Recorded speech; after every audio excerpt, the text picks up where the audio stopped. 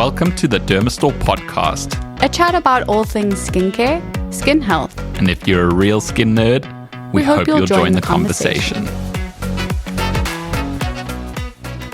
Welcome to episode 34 of the Dermastore Podcast. Hey, Laura, how are you doing? Fine, thanks. And you, Greg? Very well, thank you. Good. We've got a big subject today. We're talking about supplements in relation to skin health, but also general health.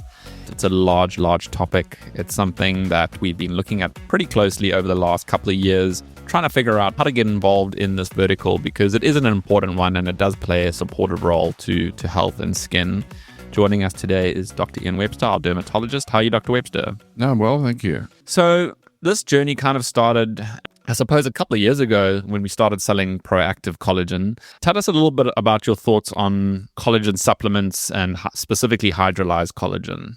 So in the beginning, many years ago, I was a little bit skeptical about it because I think there weren't that good clinical trials to support its use. But I attended a dermatology congress some years ago, and a very eminent plastic surgeon presented the data, and then I was convinced. And I've been sold it in my practice for many years. We've sold it on Dermastore, but I think there's more randomized controlled trials supporting its use for skin health, but for general health, for your joints, for your hair, your nails.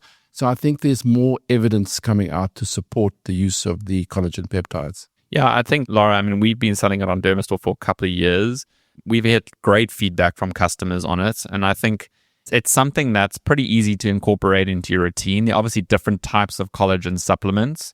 Do you use it? I do. I go on and off it. I use it actually when I'm in peak periods. So if I am training for marathons or ultra marathons, that is when I tend to use it, because I feel that was when I need it most. But I'm a big advocate of it and I recommend it very often because I have seen the results in a lot of people that are close to me and through friends and family. So it's through experience and you can see people's feedback that it's really good.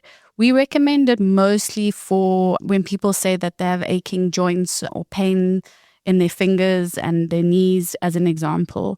And then I think the subsequent benefit of it is they see that their hair, skin, and nails grow faster or healthier. Well, I take it every morning, Okay. And I've seen my nails just shoot through the roof. And that's apparently a very good indication of your health, is how fast your nails grow. So yeah, I put it in a smoothie every morning. And obviously the type 2 collagen that this one is the one that is more indicated for joint mobility. And so as we age, as we get older, those are all kind of things you want to support. Definitely. To feel a little bit more youthful, a little bit more active as well. So obviously we've got different strains of supplements, individual compounds, and then you get blended formulas.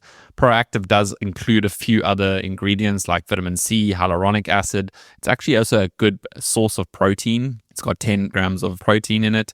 So I think this is where the things start to get interesting for me, is that when we do have supplements that offer more than one benefit, but there is also another side to supplements where we can sort of overdo it. I find some of them are a little bit over-engineered, and I think that's where we almost need to get a little bit more careful, because there is a thing called the stacking effect where we end up taking too much and unknowingly of certain compounds is actually not a good thing. Yeah. Dr. West, do you want to comment on that stacking effect and potentially which vitamins and things you can overdo? Definitely. So it is the fat-soluble vitamins A, D, and E. You can overdose on them. So often I have patients that come in and they're taking a whole range of supplements. And if you add up all the vitamin A in it, the big one is vitamin A. You can overdose because you can get, it's like being on isotretinoin. You can get hair loss, dry skin, dry lips, etc., etc. So you've got to be very careful. So again, if you're taking multiple ones, you add it all up, you might be taking excessive amounts. But also through your diet, it's been shown that animal liver, if you eat too much chicken liver pate, for instance, 100 grams of chicken liver pate is equivalent to your recommended daily allowance of vitamin A. So you can overdose on these things. And I think the thing is for us, I think so many consumers actually just go in blindly. I think I'm guilty of it, where you just are shopping because you think you need to fix that need. So I'm buying my multivitamin, I'm buying a hair, skin, and nails tablet. I'm buying zinc because I'm feeling unwell and I want to boost my immune system. And then you're buying X, Y, Z as well. So it's always that joke of you walk into a pharmacy and you end up spending thousands of rands. because you're just trying to fix a problem, but you're actually not really identifying it element by element.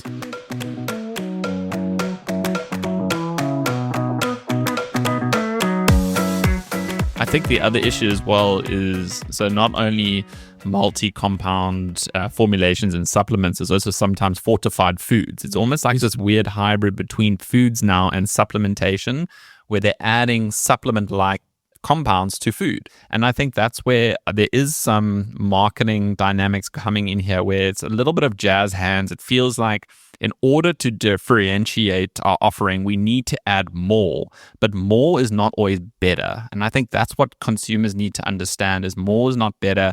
And this, I think, subliminal stacking effect can have long-term implications to your health. Again, this is personalized medicine that we like to talk about, evidence-based. We look at it through the lens of safety and efficacy. If we have to look at the type of supplements that we've started getting involved with, we're looking at single strain compounds at the accurate dose that is clinically proven and safe. And I think that's the safer option to do. Would you agree with that, Dr. Definitely, yeah. And I think the patients must learn to read the ingredients. Like with skincare, they must read what they're taking. Also the source of the ingredients, where we get our source. Like for instance, our creatine is from Germany. The Proactive is also from Germany. There's Switzerland, yeah. Oh, it's from Switzerland, sorry. Yeah. But you need to, the patients must be savvy. They must look at that, what's all the ingredients. And more is not better. The water-soluble vitamins, like vitamin B complex, where so you end up with expensive urine if you take too much. So it's excreted in your urine. But the fat-soluble ones, it can cause, we've seen it in children, the parents give them too much and they end up with hypervitaminosis A, headaches, hair loss, dry skin, etc., etc. This has been such an interesting journey doing the research with Dr. Webster and with you, Greg, building this content on supplements and pairing it with what supplements we're going to launch on Dermastore. And we've already launched the creatine monohydrate. I have been educated and enlightened about taking single strain supplements because I have been just going in blindly, and it's just a waste. It's unnecessary. It's too much. The other thing for me is it's sometimes just how you feel when you take a certain supplement. I don't recommend experimenting with supplementation. I think there's a varying degree where you have to in order to find the fit that works for you, because again, this is so hyper-personalized. Diet, genetics, there's all sorts of factors that make up the biology of a person. Now you're adding in this other biology and suddenly something's not working. So I have taken supplements, and we get sent a lot of stuff obviously to test before we list it, that just don't make me feel great. Yeah. But then I look at the ingredients list and I'm like, but now how do I know what is not working for me? Yeah, what's not agreeing with your body? When I take a single strain, like say the creatine monohydrate, it's at the highest purity, I know if it doesn't work, guess what? I can just stop it. Exactly. But when you're taking multiple complexes, long ingredients list, it's very hard to identify what's not working for you personally. And I think that's also part of the trouble that I've seen going through the research. I saw a nice saying that evidence supports ingredients, not always the recipe. And I think that's a really nice way to just phrase that.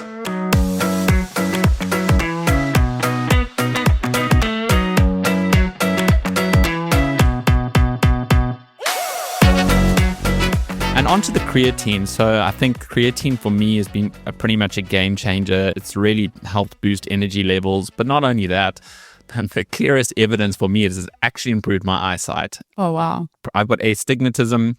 The moment I started taking creatine, I could see more clearly. And I think it has to do with the energy cellular production, probably in the retina, which actually absorbs a lot of energy. And I sit in front of a computer for a long time. I mean, you can't get clearer than that. Oh my God, I love that. It literally, and I think my brother said the same thing. So maybe there's a genetic component to that. But again, this is how personalized supplements can be and how beneficial they can be. Well, that makes so much sense because creatine is supporting the mitochondria. It's enabling the mitochondria. Yeah, so the mitochondria are like the sort of batteries in your cells. Okay. So you want those batteries to be fully charged. All the time. And creatine is supporting that. Amazing. So it's basically as simple as that. So what other benefits besides your health, your eyesight, Greg, is creatine enabling?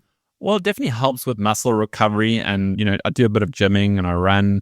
So I definitely feel more energized when I do take creatine, but you also sort of don't have that sort of afternoon slump, I find as well. I take it in the morning in a smoothie. So I can definitely feel it the days that I don't take it, but it's not like I'm codependent on it. I think that's the other thing. I can go a week without taking it, no problem, but I just feel slightly more energized. Also, I think the mental clarity part of it for me is being the big one as well. You just feel a little bit more dialed in, a little bit more focused. And there are studies that show evidence of mental health benefits. So yeah, an all-rounder for me, and obviously very proven, very safe. And as Dr. Webster mentioned, we source it directly from the source in Germany. They offer the highest purity currently in the industry. So that's also a nice way to work to know exactly where it comes from. And then, Dr. Webster, just to make a note of why we chose to go with 3 grams, just to let everyone know on that. I think, again, it's personalized. I think the recommended dose is between 3 and 5 grams. I think we rather erred on the side of a slightly lower dose, but if you like a rugby player and you weigh 100 kilos, then you can take 6 grams. If you want to eat more, 20 grams. You could definitely double the dose if you eat a training. Yeah. But also our audience are predominantly women, so they weigh slightly less. And I use 3 grams quite comfortably. I find if I take a bit more, I don't feel weird. It doesn't really suit me. It's easier to scale up than scale down. And that's what Dr. Webster told me as well, is we also do get creatine within our diet. Correct. So if we're supplementing with it, the lower dose is better. And as you said, you can build on that. Well, so it's fantastic. South Africans eat a lot of red meats, and red meat has creatine in it. So again, you don't want to overdo it. So it is safer just to be a slightly lower. So I think just the other point is, we always think creatine, you think about rugby players, etc. But where it is extremely useful is in older women, postmenopausal women. And I think that is, it can reverse or slow down the sarcopenia, the loss of muscle, but it makes the woman more mobile, wanting to do things. And by just walking, it can reduce your bone density loss. So I think it's everybody should be taken, but especially I think in postmenopausal women. Oh, that's fantastic. I love that. Okay, Greg, something that is yet to launch, but we are imminent on this launch. And I actually think this is the one I'm most excited about, and that's the krill oil. Yeah, so we're launching omega-3 supplement. It's based on krill oil, which is sustainably harvested from the pristine waters of the Antarctic Ocean. Obviously, with omegas come with a long line of clinical studies, a lot of evidence to support general health, but also skin health. And we've chosen the krill oil in particular because it's shown to absorb a bit easier. And it also contains naturally astaxanthin, which is a well-known and studied antioxidant. And that sort of gives it that orangey color. Dr. Webster, your thoughts are on omega and krill? Yeah, I think it's been shown to have anti-inflammatory actions. It works against inflammatory mediators like leukotriene B4, interleukin 6, alpha TNF. So again, it will help for anybody who's got inflammatory skin general condition or inflammatory skin condition. It will be a support. So like rosacea or... Yeah, even acne, anything where your inflammatory mediators are elevated, it's been shown it can reduce those inflammatory mediators. And I don't think most people get enough omegas from their diet. So this is an easy way to supplement it at the right dose. Hey everyone, it's Greg here. I'm just pulling you aside quickly to mention that we've written an article on krill oil and sustainability, as fairly enough the question does come up from time to time. We've taken an analytical and evidence-based view on the industry, done quite a lot of research on it, which actually is very interesting. So if this topic does interest you, you can head over to the Learn section on Dermastore and read up about it. Okay, back to the show.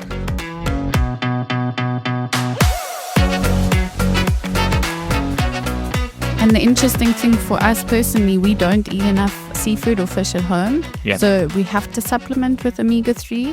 And also, Sean's got a family history of cardiovascular health. So this is where that supplement is even more necessary. But again, it's not mixed with so many other ingredients. It's pure krill oil omega-3. And I think I'm most excited about this. Like Dr. Webster mentioned, it does link so beautifully back to skin in terms of inflammation. So that patient with that chronic atopic eczema, acne, rosacea, it just really helps support the journey with their skin. And I think the results, we'll see better results with their skin because it's just working cohesively. I'm very excited about this. Yeah, and there are also specific skin benefits. It also clinical studies have shown that it can reduce transepidermal water loss, improve hydration, improve elasticity. So not only inflammatory, but it helps with your barrier function. Who doesn't want that? Yeah. All right, well, that's part 1 of this series on supplements. We will do another part 2 in the next couple of weeks when other supplements launch. But we hope you enjoyed this episode, and we'll catch you soon. Bye. Cheers.